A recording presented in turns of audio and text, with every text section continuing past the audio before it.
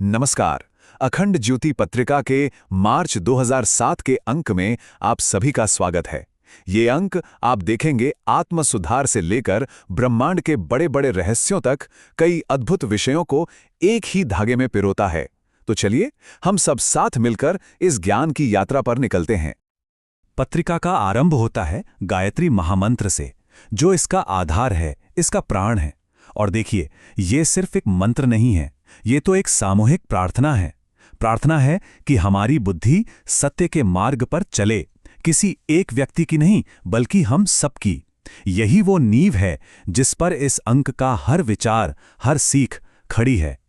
तो आइए इस अंक के पन्नों में थोड़ा और गहरे उतरते हैं और देखते हैं कि ये हमें आत्मिक शांति के रास्ते पर कैसे और आगे ले जाता है। यहाँ हर लेख एक पड़ाव जैसा है और हर विचार एक नई दिशा दिखाता है। तो हमारी यात्रा का जो पहला खंड है वो है आत्मविकास का मार्ग। इसमें दो बहुत ही शक्तिशाली विषयों पर बात की गई है।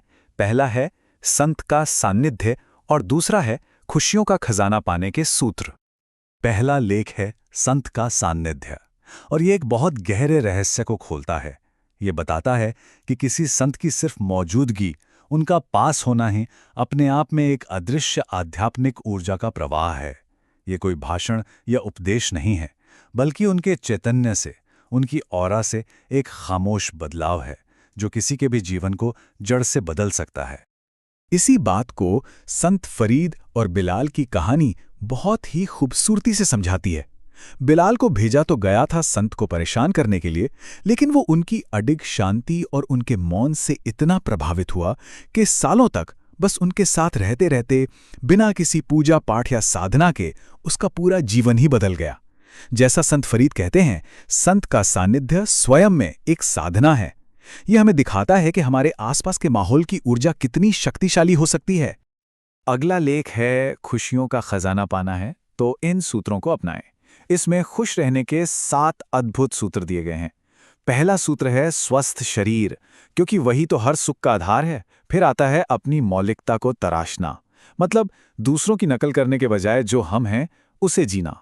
और सबसे जरूरी सूत्रों में से एक है वर्तमान में जीना, क्योंकि बीता हुआ कल जा चुका है और आने वाले कल का कुछ पता नहीं।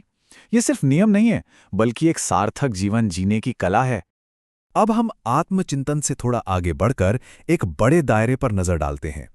अगला खंड है विज्ञान और अध्यात्म का संगम, जो हमें अस्तित्व के इन दो महान स्तंभों के बीच का तालमेल समझाता है। यहाँ सबसे दिलचस्प बात यह है कि कैसे 20वीं सदी के बड़े बड़े वैज्ञानिक जैसे मैक्स प्लैंक, आइंस्टीन और श्रोडिंगर जब अपने शोध की ऊंचाइयों पर पहुंचे तो वो दार्शनिक बन गए। उन्होंने माना कि इस ब्रह्मांड के नियमों के पीछे कोई परम बुद्धिमान सत्ता है। वो लोग भौतिकवाद की सीमाओं को समझकर अध्यात्म के सत्य के बहुत करीब आ गए। और यहीं से एक सवाल उठता है, क्या साधना सिर्फ अकेले में ही करनी चाहिए? अगला लेख सामूहिक उत्कर्ष के लिए सामूहिक साधना इसी आम धारणा को चुनौती देता है और एक बिल्कुल नया दृष्टिकोण हमारे सामने रखता है। ये लेख साफ करता है कि साधना को पूरी तरह से व्यक्तिगत मान लेना एक भूल है। हमारी वैदिक परंपरा तो हमेशा से ही सामूहिक साधना पर जोर देती आई है। यहां तक कि गायत्री मंत्र में भी नः यानी हमारी बुद्धि को प्रेरित करने की प्रार्थना है, किसी एक व्यक्ति की नहीं। जब लोगों की चित्तवृत्तियां, उनकी सोच एक जैसी होती है तो समाज का भला होता है। अगला पड़ाव है समग्र जीवन की कला, जिसमें आहार, भक्ति और संयम जैसे विषयों को समझा जाएगा। ये वो चाबियां हैं जो हमारे रोजमर्रा के जीवन को आध्यात्मिकता से जोड़ती हैं। लेख अब प्रचलित हो रही है आहार चिकित्सा हमें बताता है कि भोजन सिर्फ शरीर के लिए नहीं बल्कि हमारे मन और आत्मा के लिए भी एक औषधि है। आज का विज्ञान जिसे फूड मूड लिंक कह रहा है, उस रहस्य को तो हमारा आयुर्वेद हजारों सालों से जानता है। देखिए, अलग अलग तरह का खाना हमारे मन पर सीधा असर डालता है। जैसे कार्बोहाइड्रेट वाला भोजन, चावल, आलू, मीठा, ये शांति और नींद लाता है। तो वहीं प्रोटीन वाला भोजन, दाल, दूध, ये सतर्कता बढ़ाता है। और तामसिक भोजन जैसे प्याज, लहसुन या मांसाहार, ये मन में आलस और वासना को जगाता है। सच्ची तो कहा गया है, जैसा अन्न वैसा मन। अब आते हैं भक्ति गाथा पर, जिसका शीर्षक है भक्ति में अनिवार्य है मर्यादाएं एवं संयम। इसमें भूरिश्रवा नाम के एक भक्त ब्राह्मण की कहानी है। वो बहुत ज्ञानी और भक्त था, लेकिन गलत संगत के असर में आकर उसने अपना सारा अनुशासन, अपना धन और सम्मान सब कुछ खो दिया। तब भूरिश्रवा के गुरु ने उसे समझाया कि भक्ति बिना मर्यादा और संयम के अधूरी भी है और असुरक्षित भी। ये कहानी सिखाती है कि सच्ची भक्ति के लिए आत्म अनुशासन कितना जरूरी है, वरना पतन का डर हमेशा बना रहता है।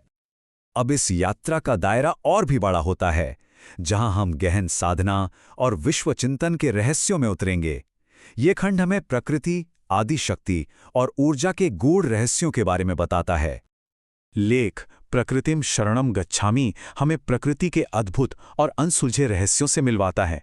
पेरू की नाजका रेखाओं से लेकर चीन के पत्थर के जंगल तक, ये रचनाएं हमें हैरान कर देती हैं और ये सोचने पर मजबूर करती हैं कि इस सृष्टि के पीछे प्रकृति का असल उद्देश्य क्या है। अगला लेख है श्री दुर्गा सप्तशती का गोपनीय रहस्य एवं पाठ विधियां। यह हमें समझाता है कि दुर्गा सप्तशती केवल एक कहानी नहीं है, बल्कि यह आदिशक्ति के दार्शनिक, योगिक और तांत्रिक रहस्यों का एक बहुत ही गहरा ग्रंथ है।